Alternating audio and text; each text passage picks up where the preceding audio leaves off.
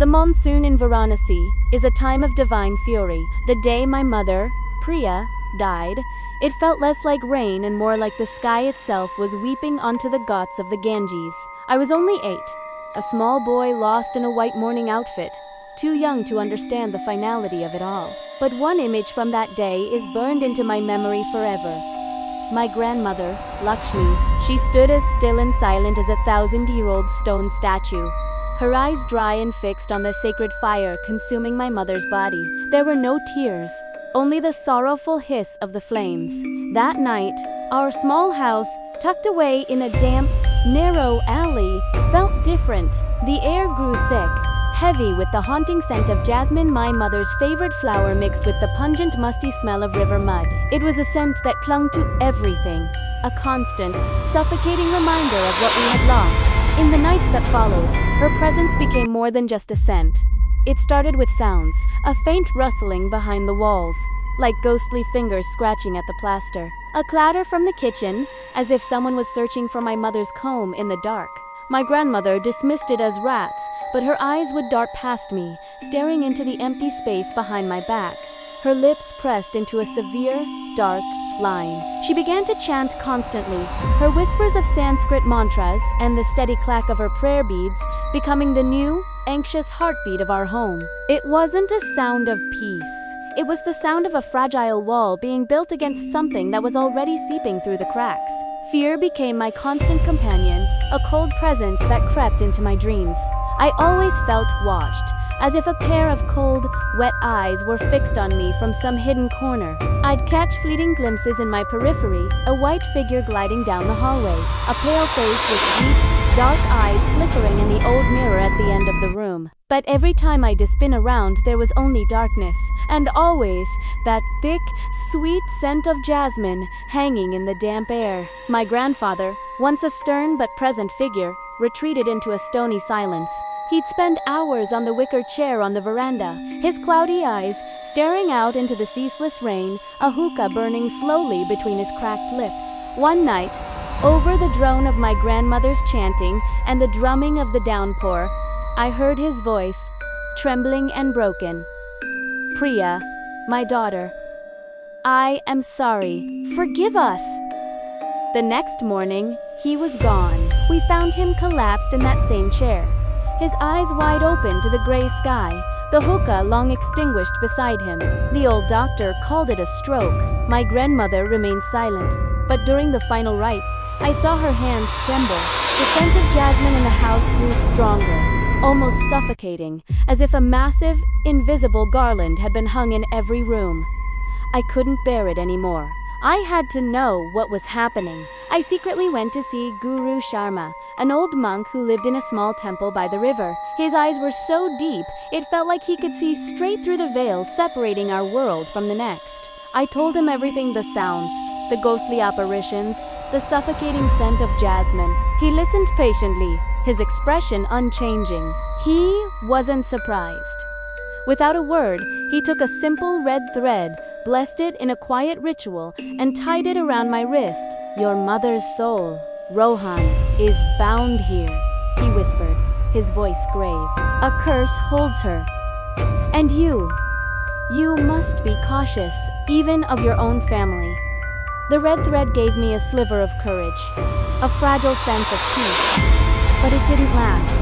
That very night, I woke to a bone-chilling cold that had nothing to do with the monsoon drafts. When I opened my eyes, a woman in a stark white sari was standing at the foot of my bed. Her face was shrouded in shadow, but I knew, with a certainty that defied all logic, that it was my mother. The air was thick with the scent of jasmine. I was frozen. A scream caught in my throat. She slowly began to raise a hand toward me, her fingers long, thin, and pale. Suddenly, the door to my room burst open.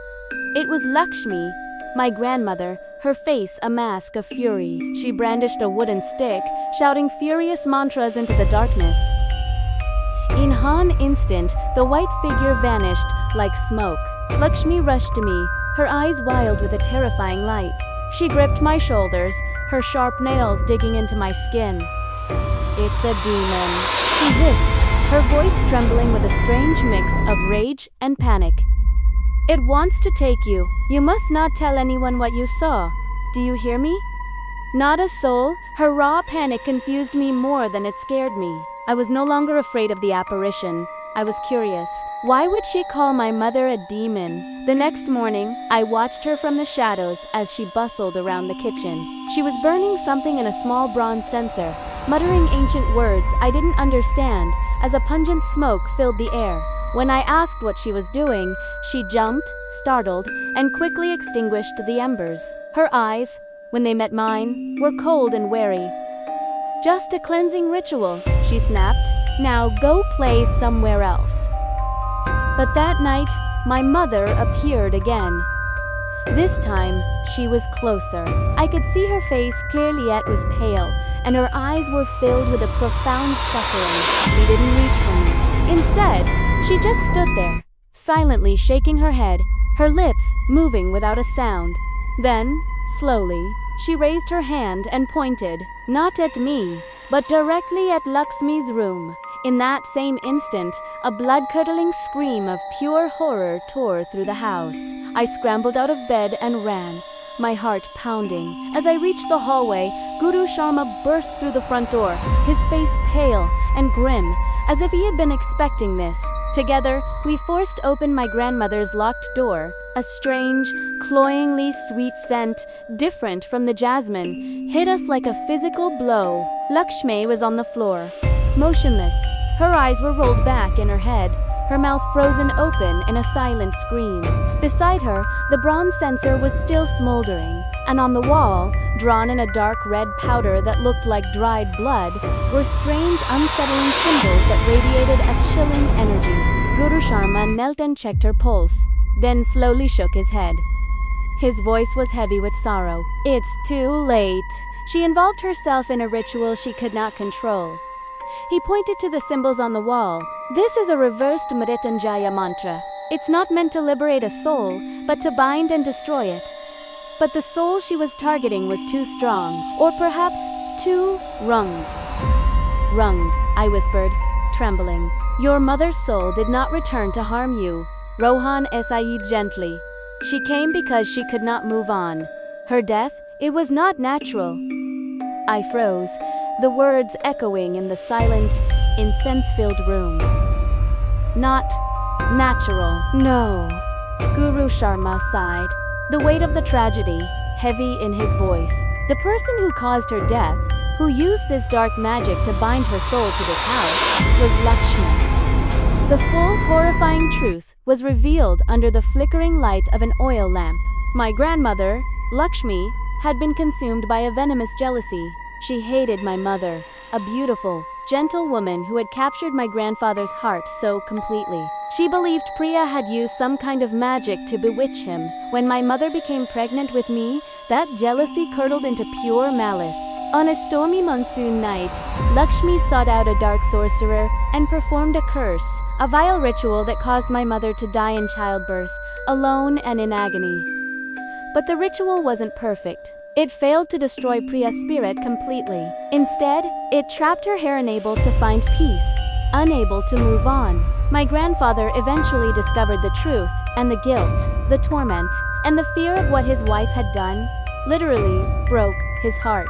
Haunted by my mother's lingering presence, Lakshmi grew desperate. In a final, foolish act, she tried to use the same dark ritual again, hoping to banish Priya's soul for good. But the power she unleashed was too great, and it turned on her, sealing her own doom. Guru Sharma performed a grand overnight ceremony to finally free all three souls trapped in that house of sorrow. My grandfather, my grandmother, and my mother. As the first light of dawn broke over the Ganges, he told me they were finally at peace. It took me in, raising me as his disciple in the quiet sanctity of his temple. Years have passed. Life is now a peaceful rhythm of chants and incense. But every year, when the monsoon descends upon Varanasi and the river mist mingles with the damp air, I can still smell the faint, lingering scent of jasmine. In my dreams, I still see my mother's sad face. Her hand outstretched, she no longer points, but it feels as if she still has something to say. Another truth, not yet washed clean by the sacred river. The red thread on my wrist, now faded with time, sometimes gives a gentle, phantom tug. It's a haunting reminder that the line between the living and the dead, between love and hate, is never as clear as we think, and that some nightmares don't end. They just sleep, waiting for another stormy night in Varanasi to awaken. Thank you for listening. If this story moved you, please consider liking and subscribing for more tales from the shadows. Stay safe.